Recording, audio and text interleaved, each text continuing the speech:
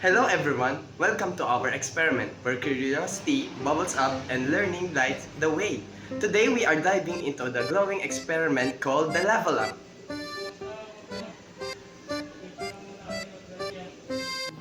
To make our homemade lava lamp, you'll need a clear bottle or glass, water, cooking oil, food coloring, Alka-Seltzer tablets. For the procedure, first, gently pour the 3/4 cup of cooking oil.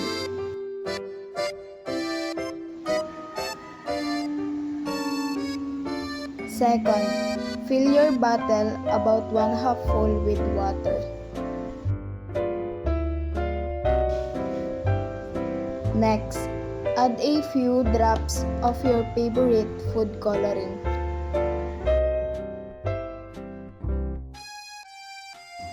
And last, drop in a piece of Alka-Seltzer tablet.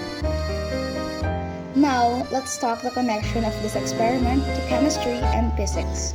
In general chemistry, the fizzing magic comes from a chemical reaction.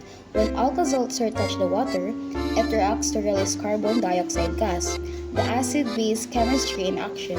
And the reason oil and water don't mix, it's all about molecular polarity. Water is polar, oil is non-polar, they stay in separate layers.